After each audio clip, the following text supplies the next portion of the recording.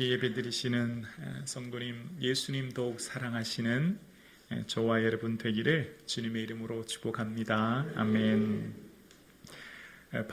바울은 가이사라 헤롯궁 로마 총독부에서 2년여 시간 감금되어 있었고, 이제 그 시간이 지나 아그리빠 왕 앞에서 변호하는 모습이 오늘 본문에 소개되고 있습니다. 바울이 오늘 자신에 대해서 이렇게 신문받는 이유에 대해서 오늘 본문에 이야기하는데요. 앞절 4절과 5절에서는 자신의 젊었을 때 과거를 이야기하면서 자신은 바리새인으로서 유대율법의 신봉자였고 충실히 지냈던 자인데 내가 오늘 이렇게 신문받는 이유는 이것입니다 라고 6절과 7절에 설명합니다. 우리 6절 말씀 한번 보실까요? 우리 함께 고백할까요? 시작. 이제도 여기 서서 신문받는 것은 하나님이 우리 조상에게 약속하신 것을 바라는 까닭이니. 7절이요.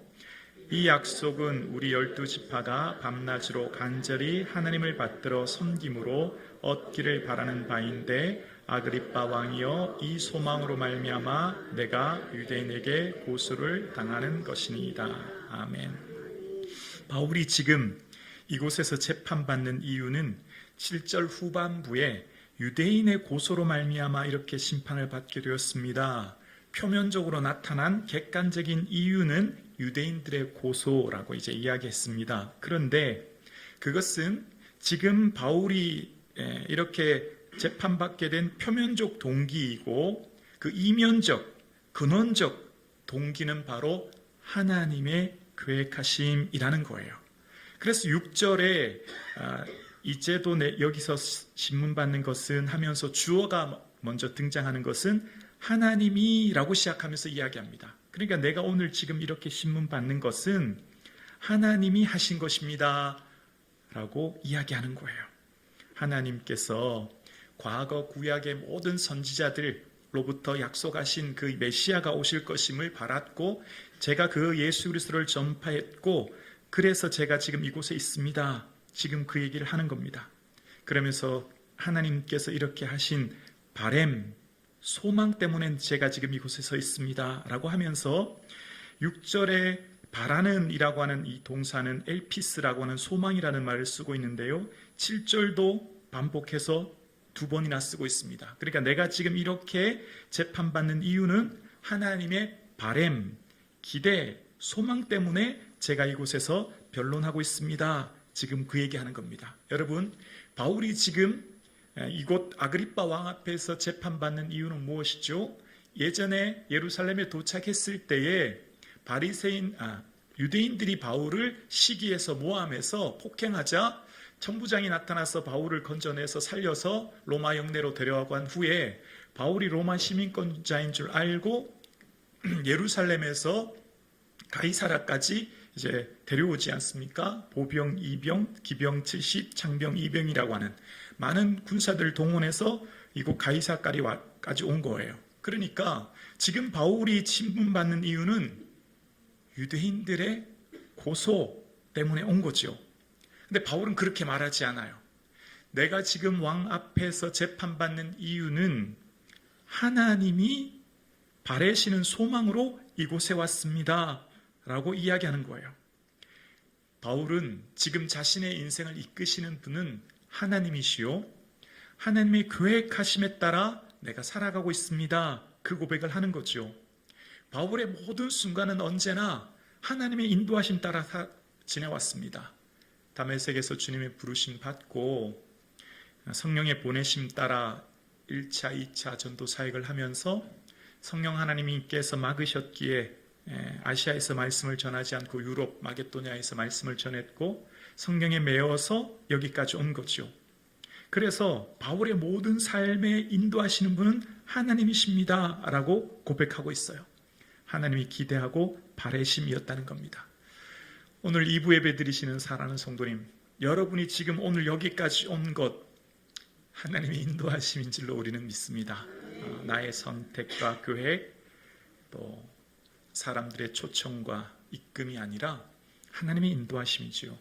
모든 믿음의 선배들을 보면요, 언제나 자신들의 삶을 이야기할 때 하나님이 인도하셨다고 늘 고백해요.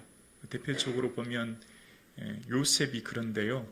요셉이 이제 보디발 장군의 아내 앞에 있을 때 그런 고백을 하지요. 내가 어찌 큰 악을 행하여 하나님께 죄를 지으리까 라고 얘기합니다. 언제나 하나님 앞에서의 삶을 이야기하지요. 그리고 이제 감옥에 간 후에 다시 바로왕 앞에서 꿈을 해석할 때도 바로왕이 너는 꿈을 잘 해석하고 푼다고 들었다라고 하면서 부르지요. 그때 바로왕 앞에서 요셉이 뭐라고 하죠? 내가 아니라 하나님께서 바로에게 편안한 대답을 하시리다 라고 이야기합니다. 지금 바로왕의 꿈을 해석하는 것은 제가 아닙니다. 하나님이 그렇게 하실 것입니다. 그렇게 얘기하는 거예요. 그리고 드디어 꿈을 해석한 후에 총리가 되지 않습니까? 총리가 된 후에 너무나 사랑하는 아들을 낳습니다. 첫째 아들을 낳았을 때 아들을 낳은 후에 이렇게 고백하죠. 하나님이 내게 모든 고난과 내 아버지의 온 집을 잊어버리게 하셨다. 하나님이 내게 모든 고난을 잊어버리게 하셨습니다. 라고 고백해요. 둘째를 낳았을 때도 그렇죠. 하나님이 나를 내 수고한 땅에서 번성하게 하셨습니다. 모든 고백이 늘 하나님이에요. 하나님이 인도하셨고 하나님 모든 것을 잊어버리게 하셨고 인도하셨다고 합니다. 그리고 형들이 요셉 앞에서 왔을 때 요셉은 드디어 자기가 형들의 앞에서 자신의 정체를 밝히지 않습니까? 내가 요셉입니다. 그렇게 밝힌 후에 하는 말도 그렇습니다. 하나님이 생명을 구원하시려고 나를 당신들 앞서 먼저 보내셨습니다. 그렇게 얘기해요. 그래서 근심하지 마십시오. 제가 형님들과 형님들의 자녀들을 기르겠습니다. 그렇게 고백합니다. 그리고 요셉의 삶에 마지막 유언을 남길 때, 이제 삶을 마칠 때에도 요셉은 그렇게 말합니다. 하나님이 반드시 당신들을 돌보시리니 당신들은 여기서 내 해골을 메고 올라가라. 하나님이 여기까지 인도하셨으니 당신들은 이제 여기를 떠나 올라가라라고 얘기합니다. 마지막 순간에도 늘 하나님이셨어요. 그러니까 요셉의 인생을 이야기할 때 하나님을 빼면 이루어질 수 없는 인생입니다. 그의 모든 언어에도 하나님을 빼고는 말한 적이 거의 없어요. 모든 단어는 늘 주어가 하나님이셨고 하나님이 나를 이곳에 이끄셨고 하나님이 이루셨고 하나님이 인도하셨다. 그게 고백이었습니다. 그러니까 자신의 능력이나 힘으로 그것을 이루는 게 아니기 때문에 당연히 요셉의 삶은 하나님의 인도하심이었기 때문에 그 형제들을 품을 수 있었지요.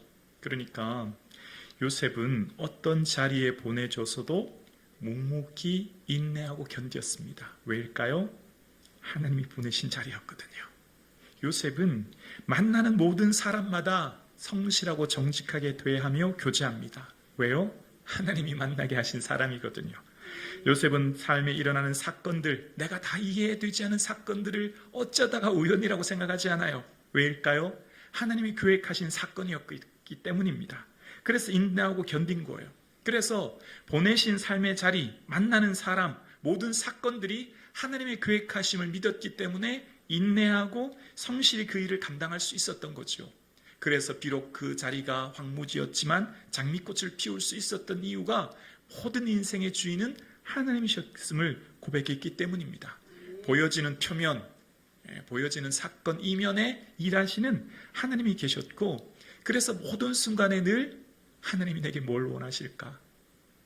하나님 뭘 바라실까? 하나님 뭘 기대하실까를 생각한 거예요. 바울도 오늘 하나님이 내게 바라시는 것이 있어서, 즉 소망하고 기대하는 것이 있어서 이곳에 섰다고 말하잖아요. 오늘 저와 여러분의 인생은 하나님이 이끄시는 길이고요. 또 여러분의 삶에 하나님이 기대하시고 바라시는 게 있지요. 그 기대하시고 바라시는 것을 이룰 수 있기를 주님의 이름으로 축복합니다. 그게 뭘까요? 예수님을 보여주는 삶 아닐까요? 매 순간 우리의 언어와 삶의 행동으로 예수님이 보여지는 것, 예수님이 드러나는 것, 예수님의 향기와 선한 영향이 드러나는 것. 그러니까 믿음의 선배들은 한결같은 이 고백의 삶을 살았습니다. 내가 살아가는 모든 순간은 하나님이 이끄심이요 계획하심이었고, 그래서 모든 순간마다 여기서 하나님이 내게 뭘 기대하실까? 뭘 바라실까? 지금 내가 발디디고 있는 삶의 현장, 이해되지 않은 사건, 만나는 사람을 통해 하나님 뭘 기대하실까를 생각했고, 바울도 하나님이 내게 바라시는 것, 소망하는 것이 있었기에 이곳에 보내셨다고 말했기에 바울이 오늘 지금 법정이잖아요. 재판하고 있잖아요. 근데 마치 바울을 보면 죄수가 아니라 목사 같아요. 재판에서 무슨 자잘못을 따지는 변론을 해야 되는데 간증을 하고 있어요. 마치 설교하는 것 같아요. 지금 바울에 주어진 삶의 자리는요, 하나님이 기대하시는 바가 무엇인가를 생각했기에 지금 이곳이 법정이 마치 예배당처럼 자신의 과거에 예수님 만난 사건을 이야기하고 있는 걸 봅니다. 바울의 모든 삶은 하나님이 인도하신 신비한 섭리 가운데 있음을 믿었기 때문입니다. 오늘 저와 여러분이 걸어가는 그 걸음, 내가 지원해서 무슨 이력서를 내서 혹은 친구의 초청, 소개팅, 만남에 의해 타인의 인도하심 따라 아니라 하나님의 인도하심으로 내가 지금 이곳에 서 있음을 우리는 믿습니다. 그래서 하나님의 그 계획하심은 우리의 생각하는 것보다 훨씬 깊고 넓다는 걸 알게 되어지죠. 오늘 바울이 법정에서 고백하는 것은 이전 30년 전에 다메섹 도상에서 예수님을 만났던 사건에 대해서 이야기합니다. 길을 걸어가는데 해보다 더 밝은 빛이 비쳤고 그래서 사울아 사울아 내가 어찌하여 나를 박해하느냐, 이제 그 고백하는 거거든요. 그런데 지금 이 고백은 단순히 과거 30년 전 예수 믿는 사람을 박해하기 위해 다메섹 길을 올라가던 그 사건을 하고 바울은 생각하지 않아요. 이것은 하나님의 오랜 계획과 하나님의 오랜 준비와 하나님의 오랜 섭리하심 가운데 있었다라고 고백해요.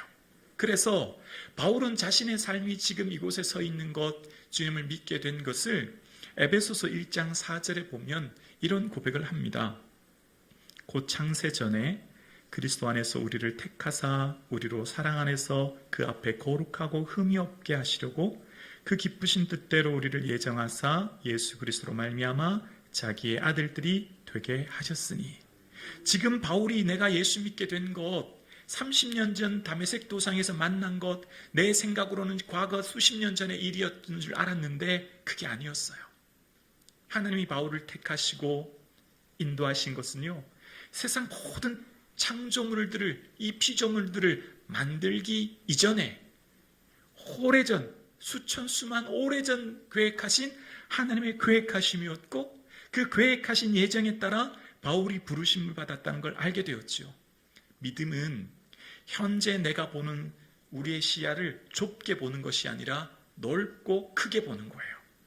우리가 만난 사건을 코앞에 있는 문제로 성급하게 좁은 시야로 바라보면 초조해져요. 불안해지고요.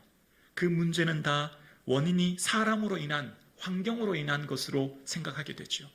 그러나 믿음의 눈으로 우리의 시야를 넓고 멀리 크게 보면 지금 내가 만난 사건 속에서 하나님의 계획하신 의도를 보게 되죠.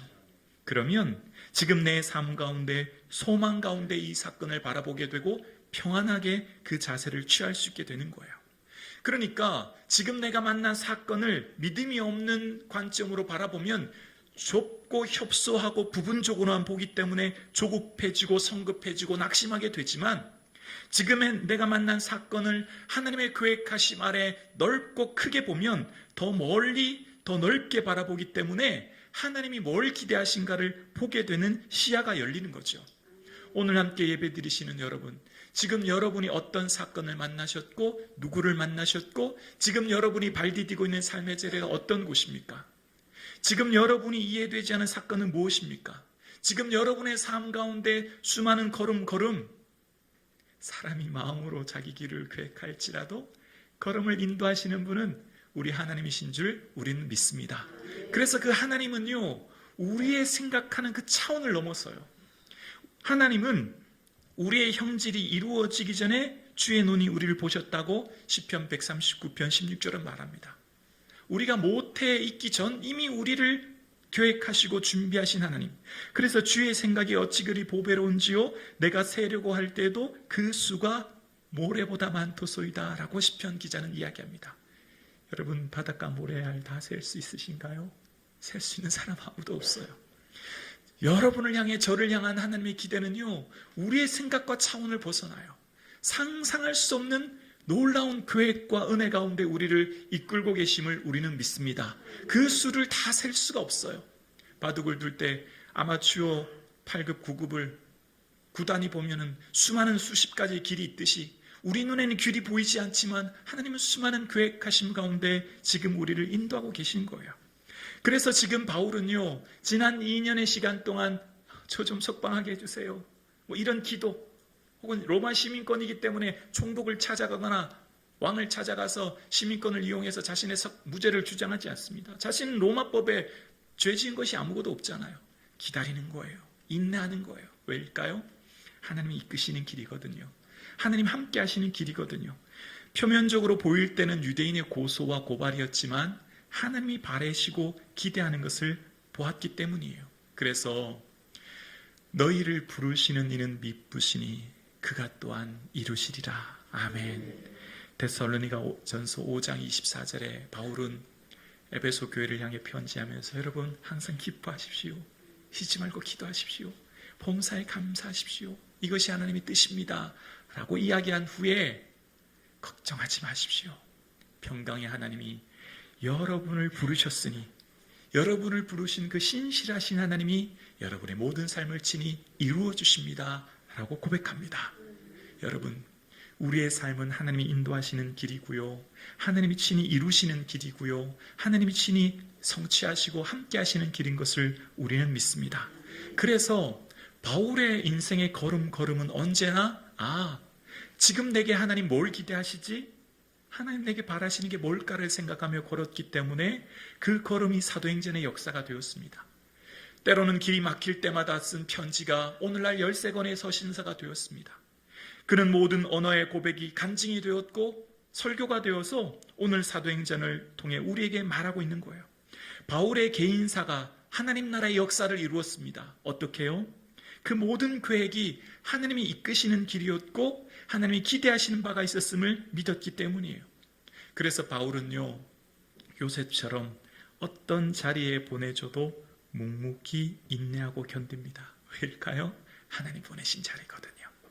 지금 내가 만난 이해되지 않은 사건 속에서도, 사람 속에서도 그 사람을 진지하게 대할 수 있고, 이해되지 않은 사건 속에서도 하나님의 뜻을 인내할 수 있는 것은 다 하나님 보내신 사건이며 만남인 것을 알았기 때문이에요. 그래서 바울의 모든 사건과 일들 속에서 바울의 개인의 인생사가 하나님의 역사가 되게 하신 거죠. 아무도 주목해주지 않아도 외롭지 않고요, 가진 것이 없는 늙은 노인이라도 그는 그 마음이 부요한 것은 하나님께서 인도하심을 믿었기 때문이에요. 때로는 육체의 가시로 인하여 힘들고 지치고 어려울 때도 있었지만, 그러나 그것마저도 약할 때 강함 되신 하나님을 바라보았기 때문에 살아간 것이죠. 오늘 함께 예배드리시는 여러분, 저와 여러분의 인생은 하나님이 계획하시고 인도하시고 함께 하시는 걸음인 줄로 믿습니다. 그렇기에 오늘 저와 여러분의 삶 가운데 모든 삶의 자리, 만나는 사람, 사건 속에서도 하나님이 기대하시는 바를 생각하기에 오늘 우리는 인내할 수 있고 오늘 우리는 그 길을 묵묵히 걸어갈 수 있는 것입니다. 주의 말씀은 내 발에 등이요 내 길의 빛이다 라고 하는 시편 119편 105절의 시편 기자의 고백처럼 이 발이라고 하는 레겔은 단수를 사용하고 있습니다. 우리의 걸어가는 한 걸음 한 걸음을 이야기하지요. 우리의 걸음 속에 주의 말씀이 내 발의 등이래요. 이 등이라는 니르라고 하는 것은요, 손에 들고 있는 흐릿한 등불을 얘기해요. 큰 서치라이트, 무슨 바닷가를 비추는 등대가 아니라 바로 앞만 겨우 비추는 등불이요. 우리는 내일 일을 알 수 없고 우리는 먼 미래를 알 수 없지만 한 발자국 한 발자국 말씀에 의지하여 걸어갈 때 하나님의 놀라운 계획과 은혜를 우리는 매 순간마다 체험할 줄로 믿습니다. 그 좋으신 하나님 기대하고 바라보시고 오늘도 살아갈 수 있는 저와 여러분 되기를 주님의 이름으로 축복합니다.